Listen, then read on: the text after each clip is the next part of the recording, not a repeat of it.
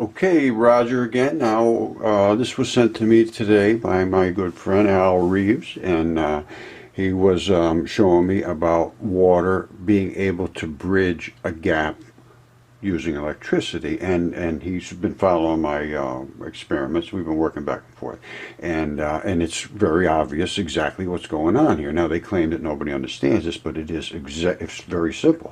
What he has done, he's got a transformer here that he's sending electricity into the water, and there's so much electricity in the water that he's putting one in here and one in here, and they want to get together, and they can force the electrons in this water to bridge over to the other water to carry it forward, because these are polar molecules. H2O has extremely polar, and that's why it attaches to other molecules. It can form a bridge exactly identical to ether, and actually it may have something to do with the ether, because we all know that water is moisture in the air. So who knows? But because there is ether in the air, and ether is responsible for making magnetic fields, and I've shown that in light, actually. As a matter of fact, let me show you that now, and then we'll look at this, because I have a ton of work on light. What you should do is go and look up at Mudfossil University at all the physics stuff. I have light and heat and energy and everything, and all of it has to be correct. Otherwise, none of it's correct, and every single bit of it, 100%, has been perfectly exactly what was expected and what is seen.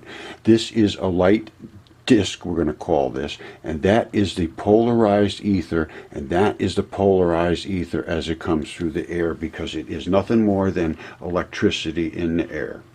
Now, just like you can force electricity into a narrow gap and make it heat up, you can force light into a narrow gap and make it heat up. We created a Venturi here. There are two round cylinders of metal, and the light comes and is forced through that to constrict and into a hyper accelerated condition. Light, yes, can accelerate very easily, and that light disk has now accelerated into extremely strong radiation, and it steps down in quantum, and these are the little rays that shoot out that make the patterns on the back wall that shows they think it's a wave, but it isn't. It's a spinning disk that comes forward. That's what creates that. Now, in addition to creating this, it creates a magnetic field around any energy. Any energy creates a magnetic field around itself as it moves through the air or through a wire. You see these little tiny lines back here? That is the field this thing is giving off because of its extreme energetic interaction here. You see the wave is coming in this direction with a curve in this way. This curve is going backwards because of the interference from that particular reaction. So now we're stepping down back into the red zone, and it will reform itself, and I'm going to show you that. And that's where we're going to see the ether show up very nicely at the head of each one of these particles. All right, this is exactly what you just saw. That is a magnetic field around a wire. And the wire electricity, electron, is moving this way, creating this type of a field as it passes through. Now, electricity is a continuous thing, so there's a tube going around the whole thing. I have a particle, just a single particle going through space, so the tube follows it through space. And as if it follows it like this. Let's say that was the head. It comes through space, and it just creates this field around it, because those particles are being polarized, and they're being put into the same pattern as a wire goes through it. That's why they just look like plates. They're not a continuous field. Now, this is exactly what you would see if you took a wire and ran electricity on it and threw iron filings on it. You would see them line up, plus, minus, and they make this same pattern. And that is happening in the magnetic lines of the magnetic ether that is in the air, and the magnetic lines of flux set up in those polarized particles. It's as simple as that. It's very, very simple. I mean, it's obvious they're setting up in something. Look at they follow exactly the pattern of the field. So the field says, okay, I want this to get back over to here. How am I going to do it? Go through the ether. So it would just naturally be in the ether. You would not see it, but we're putting iron filings on top of those ether particles, and then they polarize and manifest the actual architecture of the magnetic field. Exactly what we're showing in those light experiments. And what we're showing, though, is the glowing effect of polarized ether captured in a photograph suspended in space. Now those disks flow through space. That's light. All right, this is coming right at us out of the accelerator. You see these little trails. I'm not sure. They're very fine, so you may not see them. But you see these disks with all the little dots on them. That is the ether particles that are in the air, and as the ray comes up through as the head of a particle, it creates a field around it exactly identical to what you see when they take a wire and they put it through iron filings on a piece of paper, and because they also line up on ether, and ether is everywhere. It's everywhere, and it's out in space too. It is what comes off of the sun. It's particles. It's particles of electrons. That's what those are. Those are electrons coming through space and creating a magnetic field right at the head of them, and they also do the same thing in a wire, identical. Whoops, I forgot to mention. You see that dot right there? That dot is going to turn into a mini light disk. And also, see these different colors and the different, density of it? That is a purple, and that's an orange, and a red, and so forth. That tells you the density and the frequency of the spin. And they are coming through this accelerator at all kind of different frequencies, because it's interacting, hitting sideways and hitting in the middle and coming straight through. This one came through with extreme power. You see this right here? That's the one I said came through with extreme power. And what it did is it crashed into this disk here. And when it crashed into this disk, well, when I say disk, that's a magnetic field. The magnetic fields are interacting with each other, and they will. And what it did was it threw off a mini disk, a little light trumpet, I call this, because these are light. This is light. And these magnetic fields are the fields that build up and show up in this. It's a special technique that Rod used when he did these. Rod Warren, who did the photographs on these through the accelerator. And he's got a special technique he uses to illuminate them. And that's what you see. So now you saw what I'm claiming to be light. And light is nothing more than electrons flowing through the air, through the ether. Now what's going to happen here is these are going to load up in the water. First of all, it's going to say, give me all the electrons you can give me, and then it's going to load up so much, which is instantaneous almost, because he's got distilled water and there's nothing there to accept electrons. That's the key, because they gave him fake water, he said, and that's what caused the problem in the beginning, until he got the real water, and then it was conducting instantaneously, because there is nothing in the water to absorb the electrons and interfere with the flow. It creates a literal wire between the water, and it jumps that surface as a resistor. And then the resistor will create heat, because the resistor has to accept more and more electricity, and then you'll see things to start to heat up, and I'll show you that too. Alright, now this video is by Chrison, and it's spreading water with electricity, miracles with 1,000,000 volts. So obviously you have to have a lot of volts, but a lot of volts doesn't mean a lot of amperage. Amperage is the quantity of electrons going through. Voltage is how hard you push him. And he's got a transformer that is pushing him very hard, and he's got a positive and a negative in here, and he's going to force the electricity from one side to the other through the water as a wire. It'll create its own wire, just like lightning creates its own path through air. Of course, it's not, it's obviously air just burns up and it destroys its own path, but this will allow its path to continue, because it's really creating a whole nother wire. Now listen to what he has to say. He's going to show about this fake water. Be happening. There must have been appearing a water bridge, but the water is being pushed away by some power. You see, that's just transforming. Well, it isn't going to work this way. After a thorough investigation, we found out that we were sold a fake distilled water, and I found the leftovers of the old one, and we continued the experiment. Let's check it out. It appeared instantly. The water, in some mysterious way, begins to flow through the air, from one glass to another. What if I add some voltage? The bridge grows. Yeah, it's getting bigger. I think I want to move it apart a little, cause the voltage is high. Whoa, I guess the voltage is getting too big.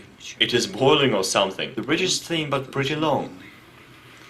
The temperature is going up. There is some kind of smoke. It's making weird noises. I should turn off the power for a while. And now the bridge disappeared. This unusual property of water was rediscovered by Australian scientists recently. There is no explanation of this characteristic of water yet, but the scientists suggest that the water bridge effect happened because of the electric charges on the surface of water. Well, obviously. It's the electric charge is dragging the water along with it because it is a polar molecule, and as the head of the polarity moves forward, it drags the rest with it. I mean, it's just like water running down the hood of a car. You see a little stream go right along with it, a tail.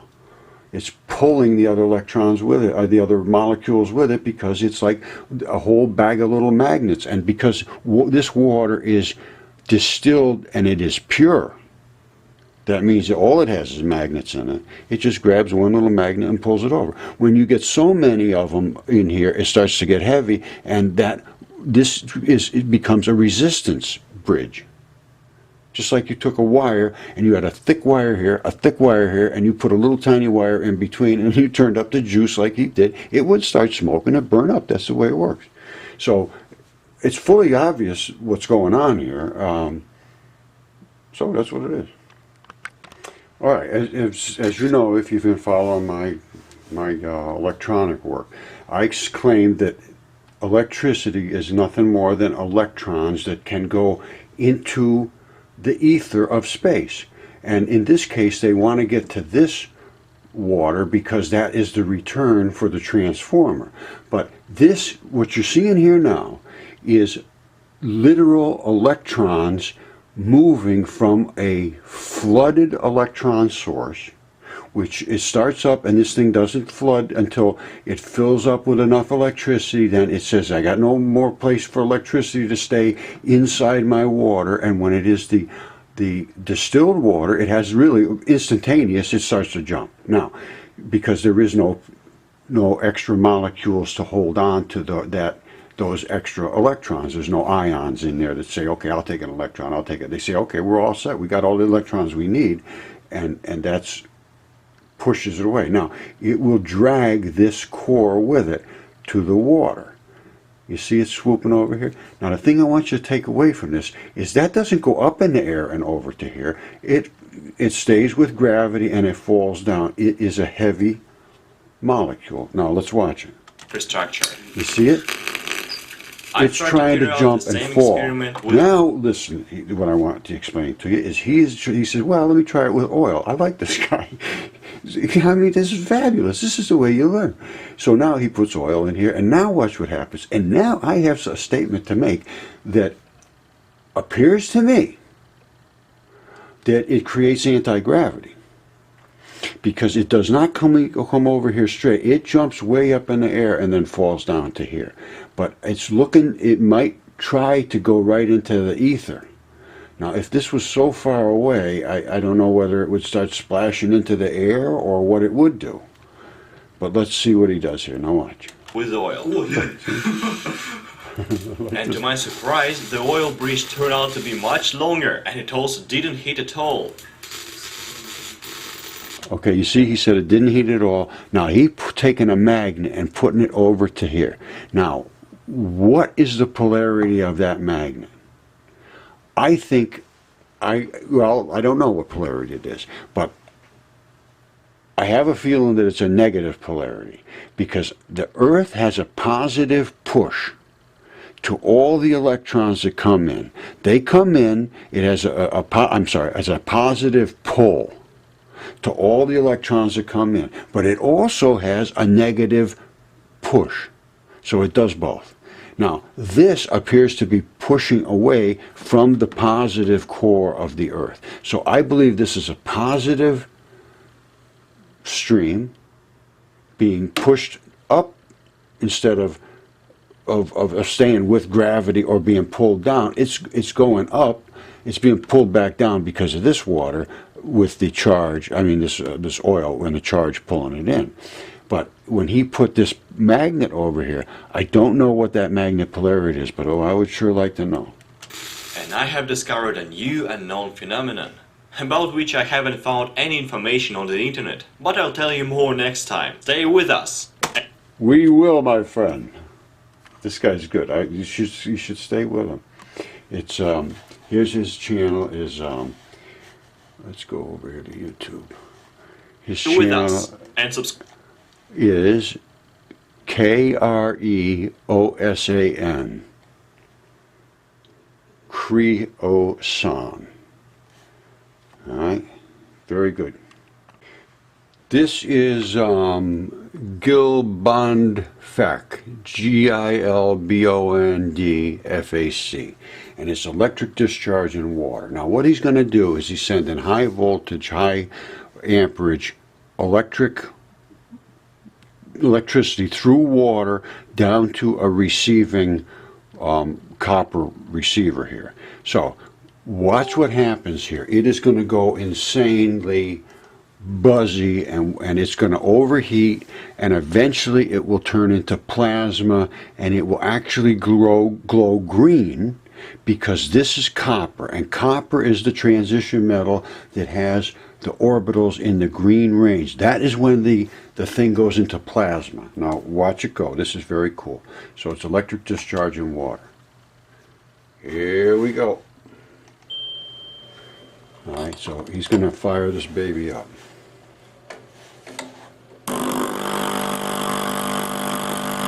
Alright, hold on. Copper heater, it melts and vaporizes in a plasma.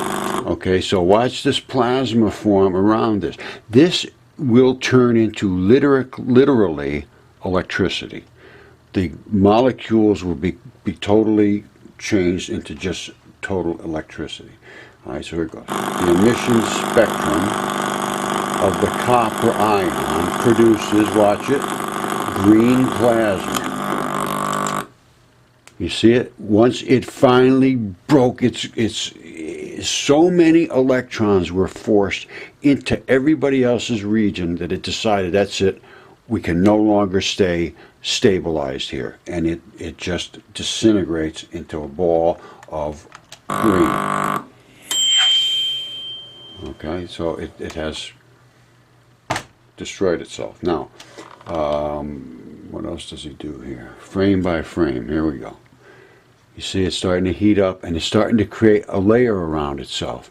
That layer will grow, and the heat, and it's now, what it's showing you now is that there is so many electrons being forced into this that it's trying to expel them into this water, and the water cannot take them fast enough. So they're forcing each other into just absolute chaos, and that's what creates heat. Electrons will never bother each other unless you try to force them into somebody else's region.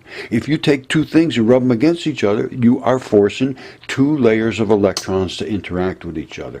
Everything is coated with electrons. There is nothing that is not coated with electrons. Electrons coat every atom, so they coat every surface of everything. So when you rub two electron surfaces against each other, they create heat. It's just the nature of the fact. When you force electrons into somebody else's region, like this, you create more heat. When you force more, you create more until you get to a state where you get absolute collapse, and that's plasma. And then it ends up breaking down to its molecular orbital components. So here it goes. It's frame by frame now. I see the green is starting to pop off of here. There goes the green.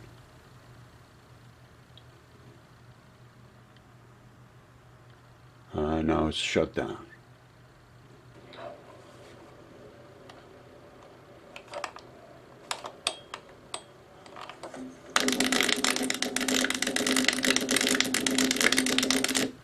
These are iron nails. So copper and iron are different, obviously, so you're going to have some little form of difference. Now there's one in the water, and the other one is above the water.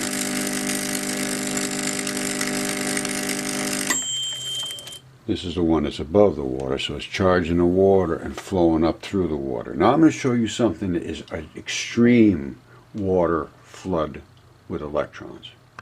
Okay, this is Marthinus 007, and this is plasma electrolysis with tap water.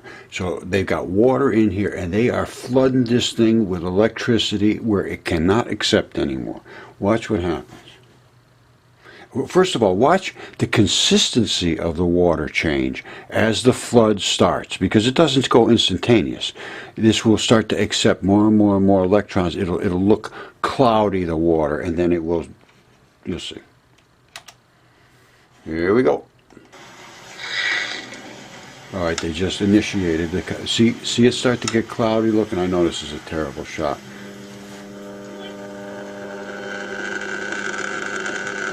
Now it's trying to fight back, and you hear it. It'll get intenser. It'll get intenser. Yeah, it'll get more intense. And it's saying, "Get away from me!" And they're all trying to get into each other's regions now. And boom! Now it says, "Whoa, whoa, whoa, whoa!" Now, why are we seeing this glow? That glow and that white extreme radiation is electron emission. We're looking at a glowing electron emission. It says, okay, I'm shaking these things so hard that I'm just going to throw them out of here. Just throw them out of here as fast as you can throw them out. And they throw them out, and it glows brighter and brighter and brighter and brighter because they are trying to get rid of them faster and faster because we're trying to force them in harder and harder. All right, they could turn it up and turn it down. Even when they turn this thing off, it glows for a second or so because it's trying to expel the extra electrons that have been forced into this water that it does not want. You see it sort of slow down here, and then it turns it back up. Once you load it, it doesn't take more than a second or two to pump it right back up again. And there it goes down to almost nothing. Now he could just go zip, and it would pop right back up. Now I don't know if he's going to do it or not. There it goes. See how quick it can go back? Once the water has accepted enough, it refloods quickly. But everything here is what I'm saying. Everybody understands. Now, this is plasma-activated drinking water. Now, there might be something there. I don't know. But so many things now have not been taken into consideration that should be. So, it's time to really start investigating these things for a little more reality than what they've been looked at as.